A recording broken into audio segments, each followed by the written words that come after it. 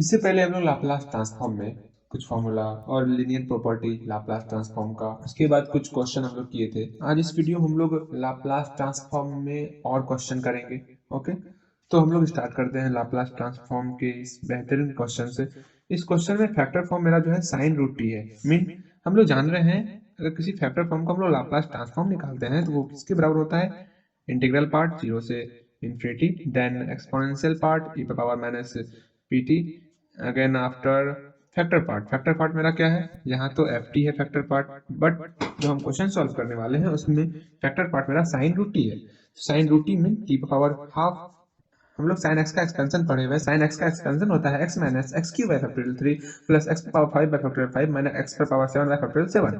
ये हम लोग एक्सपेंशन जो है पढ़े हुए हैं। तो ये सारे एक्सपेंशन पे जो है एक्स का वैल्यू हम लोग टी पर हाफ पुट करेंगे। जब हम एक्स का वैल्यू टी पर हाफ पुट करेंगे उस कंडीशन में ये मेरा वैल्यू आ जाएगा। इस वैल्यू में हम लोग जो ये यहाँ पावर 3 है इसका मल्टीप्लाई अंदर 1/2 से करेंगे। सब में वही फंडा लगेगा। यहाँ पे 3 का मल्टीप्लाई हाफ से तो 3/2, यहाँ 5 का मल्टीप्लाई हाफ से 5/2, यहाँ 7 का मल्टीप्लाई हाफ से तो 7/2। तो हम लोग यही तक टर्म लेंगे। ओके, उसके बाद टर्म को हम लोग छोड़ देंगे। चलो हम लोग यहाँ पर इस टर्म के बदले में ये टर्म पुट कर रहे हैं। सर इसके बदले में ये टर्म हम लोग यहाँ पर पुट कर लिए। उसके बाद हम लोग लाप्लास में लीनियर प्रॉपर्टी पढ़े थे कि दो या दो से अधिक यदि ब्रैकेट में है प्लस या माइनस के रूप में, उसको हम लोग लीनियर प्रॉपर्टी से सब में बारी बारी से लाप्लास ट्रांसफॉर्म लगा सकते हैं। तो सब में बारी बारी से लाप्लास ट्रांसफॉर्म लग जाएगा। सब में हम लोग बारी बारी से लाप्लास ट्रांसफॉर्म लगा लिए। और यहाँ देखो आप फैक्टोरियल 3 ये कांस्टेंट है, ये फैक्टोरियल 5 ये भी कांस्टेंट है, ये फैक्टोरियल 7 ये भी कांस्टेंट है। इसको जो हम लोग बाहर निकाल लेते हैं। और हम लोग पहले पढ़े हुए थे कि जब मेरा फैक्टर फॉर्म t पर पावर n था उस कंडीशन में लाप्लास ट्रांसफॉर्म मेरा ये जो मेरा पावर n है इसमें +1 करके उसका गामा फंक्शन निकालते थे। बट जो ये मेरा पैरामीटर है उसमें हम लोग सेम यही पावर लगाते थे। तो पैरामीटर मेरा p है, हम लोग p लेके चल रहे हैं पैरामीटर, तो पैरामीटर में हम लोग n+1 पावर लगा लेंगे। तो यहाँ फर्स्ट कंडीशन मेरा क्या है? t half. तो जहाँ n का वैल्यू है वहां पे हम लोग हाफ पुट करेंगे तो हाफ प्लस वन। अब हाफ प्लस वन क्या होता है? 2 + 1 3/2 बटे t पर पावर 3/2। अब यहाँ हमको गामा 3/2 का वैल्यू निकालना है। अब यहाँ गामा 3/2 का वैल्यू कैसे निकालोगे आप? आपने अगर गामा फंक्शन पढ़ा है तो फिर ठीक है, अगर गामा फंक्शन नहीं पढ़ा है तो फिर दिक्कत है, आपको कैसे निकालोगे भाई? तो गामा फंक्शन के बारे में थोड़ा समझ लो। अगर गामा n+1 है इसका वैल्यू क्या होगा? n+1। तो इसको हम लोग कहते हैं फैक्टोरियल n, एक कम। जैसे गामा 5 को हम लोग कहेंगे फैक्टोरियल 4, 4 गुना 3 गुना 2 गुना 1। पहले ये समझ लिया। फिर नेक्स्ट समझो आप कि एक फॉर्मूला था गामा फंक्शन में, वो समझना है कि गामा n+1 इसका फॉर्मूला था n गामा n। जैसे गामा 3+1 का वैल्यू होगा n की जगह पर 3 है, 3 को बाहर निकाल ले और गामा 3 मान वही निकलेगा। गामा 3 मतलब 2 गुना 1 2 3 6, इसका वैल्यू 6 ही निकलेगा आपका। ओके, तो उसको हमको n+1 के फॉर्म में लाना होगा। तो 3/2 को, तो यहाँ 3/2 है, मीन 2 से 3 में डिवाइड करो तो मेरा यहाँ 1 आया। तो 1 में हमको 1/2 जोड़ना है, तो इसको हम लिख सकते हैं। तो 1/2 + 1 n+1 के रूप में आ गया। यहाँ पे जो नीचे में था उसको सेम उसी तरह उतार लेंगे p पर पावर 3/2। अब जो है ये गामा n+1 का फॉर्मूला पुट करेंगे तो n गामा n का वैल्यू हाफ है, गामा हाफ। गामा हाफ का मान बताओ क्या होता है? गामा हाफ का वैल्यू होता है √π। यहाँ पर जो हमको ये समझना है, फिर आपको ये समझना है, बस दो चीज समझना है आपको और ये समझना है आपको। तीन चीज गामा फंक्शन में है जो आपको ध्यान में रखना है। जब आप क्वेश्चन को सॉल्व करोगे तो ये तीनों चीज आपको ध्यान में रखना है। ओके, अब देखो ये तो गामा हाफ का वैल्यू कितना हो गया? √π। तो हाफ √π बटे p पर पावर 3/2। सेम यही फंडा आपका यहाँ पर भी लगेगा। क्या? यहाँ पर मेरा क्या है? t पर पावर 3/2 है। इसका फॉर्मूला क्या था? इसका लाप्लास ट्रांसफॉर्म आपको निकालना है। लाप्लास ट्रांसफॉर्म में जब फैक्टर फॉर्म t पर पावर n के रूप में था उस कंडीशन में हम लोग फॉर्मूला पढ़े थे कि n+1 गामा में फंक्शन में आ जाएगा। गामा फंक्शन में n+1 बटे p पर पावर सेम यही पावर आ जाएगा 3/2 + 1। अब इसको सॉल्व करेंगे। अरे यहाँ तो पहले से n+1 के रूप में था, हम बेकार ना यहाँ पर इसको जोड़ लिए। यहाँ तो n+1 के रूप में पहले से था, झूठ मूठ का हम लोग कर लिए इतना। n+1 के रूप में है, गामा n+1 क्या होगा? n गामा n का मान 3/2 इंटू गामा 3/2 बटे इस यहाँ पर सॉल्व कर लो। यहाँ पर कोई फॉर्मूला अप्लाई नहीं करना है। 5/2। अब देखो गामा 3/2 का वैल्यू अभी तुरंत हम लोग निकाले हैं क्या? देखो यहाँ पर अभी तुरंत हम लोग गामा 3/2 को गामा हाफ प्लस 1 लिखे और गामा हाफ प्लस 1 को 1/n gamma n half gamma half. Gamma half का वैल्यू √π, तो हाफ √π लिखे थे। इसी गामा 3/2 को, ये वैल्यू है गामा 3/2 का, तो गामा 3/2 की जगह हम लोग ये पुट कर देंगे। 3/2 इंटू हाफ रूट पाई बटे पी पर पावर 5/2 और 3/4 रूट पाई बटे पी पर पावर 5/2। बस यहीं तक करेंगे, इसको छोड़ देंगे हम लोग। जब फैक्टर फॉर्म टी पर पावर 5/2 के रूप में, मतलब टी पर पावर n के रूप में, इसका फॉर्मूला होता है लाप्लास ट्रांसफॉर्म में gamma n plus one, N का वैल्यू 5/2 है, 5/2 प्लस वन बटी पी पर पावर, सेम वही पावर हो जाएगा मेरा। अब यहाँ पर गामा n प्लस वन है तो इसका फॉर्मूला होता है n gamma n 5/2 into gamma 5/2 बटे सेम फॉर्मूला वही होगा। अब हमको 5/2 को n प्लस वन के रूप में लिखना है, क्योंकि मेरा फॉर्मूला है, ध्यान से यहाँ यही बस यहाँ पर ही आपको थोड़ा तकलीफ होगा बनाने में, फिर कहीं और तकलीफ नहीं होने वाला है। अब गामा 5/2 को आप किस फॉर्म में लिखोगे कि n प्लस वन आ जाए, गामा n प्लस वन, क्योंकि हम लोग जानते हैं gamma n plus one n gamma n के बराबर होता है, तो गामा n प्लस के रूप में लाना है हमको इसको। अच्छा अच्छा, इसको सॉल्व करो तो 3/2 प्लस वन कितना आता है, मतलब 5/2 आ रहा है, तो n प्लस वन इसको हम लिख सकते हैं गामा 5/2 को गामा 3/2 प्लस वन। अरे आंसर यहाँ है, हम लोग कहाँ जा रहे हैं।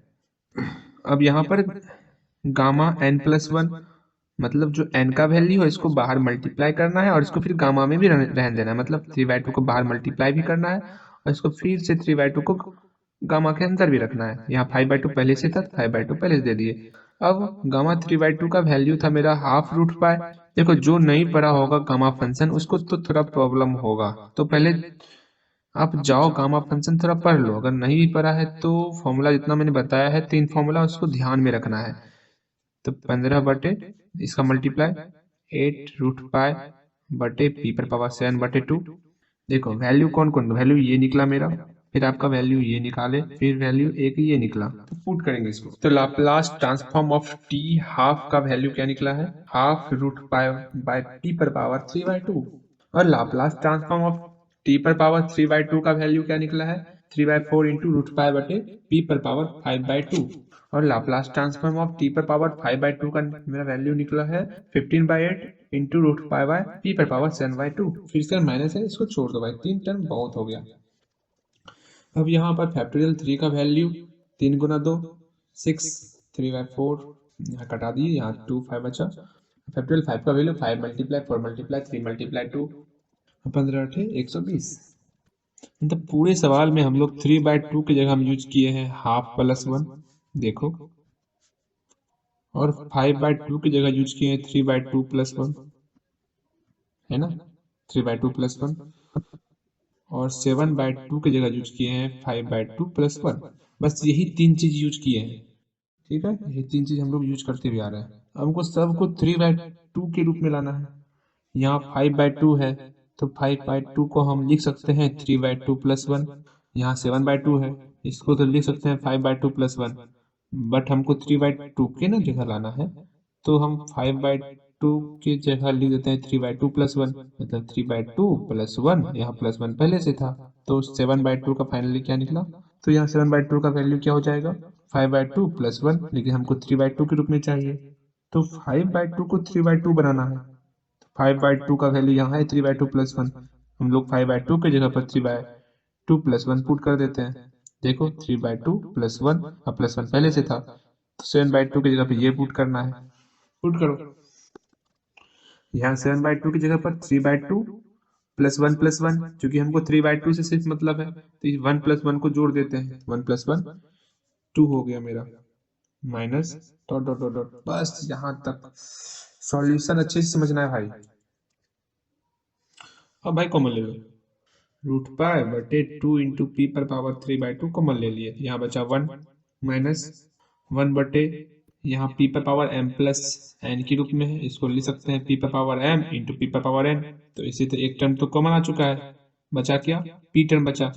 ये तो हम लोग जानते हैं ना, पी पर पावर 3/2 प्लस 1 पी पर पावर 3/2 इंटू पी, इसीलिए कॉमन ले लिए ना, बचा सिर्फ पी। यहाँ तो सिर्फ पी बचा आपका, रूट पाई भी कॉमन आ गया है, ऐसे दो भी कॉमन ले लिए, तो 1/4 इंटू पी, फिर यहाँ आप इससे दो कॉमन लो, 1/32, रूट पाई कॉमन आ चुका है, इससे 3/2 भी कॉमन आ गया, बचा P square minus dot dot dot dot.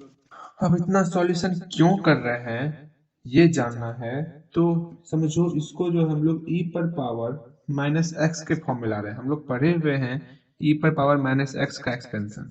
हम लोग पढ़े हुए हैं e पर पावर माइनस एक्स का expansion 1 minus x plus 1/2 x square minus 1/3 x cube plus dot dot dot, ये हम लोग पढ़े हुए हैं।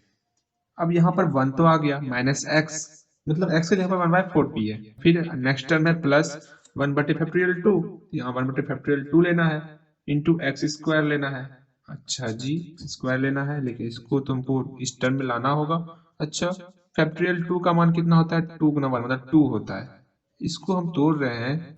अब जो पहले फैक्टोरियल 2 लाना है हमको, मतलब 2 से मल्टीप्लाई, 2 गुना 32 को लिख सकते हैं, 2 गुना 16 इंटू पी स्क्वायर, मतलब ये जो टर्म आ गया 1/2, इतना टर्म का कैंसिल, इतना टर्म का वैल्यू निकल चुका है, बचा 16p स्क्वायर। अब 1/16p स्क्वायर को हमको एक्स का स्क्वायर के रूप में लाना होगा, चूंकि मेरा फॉर्मूला में है, और एक्स का वैल्यू 1/4p है, 1/4p का होल स्क्वायर के रूप में लाना होगा।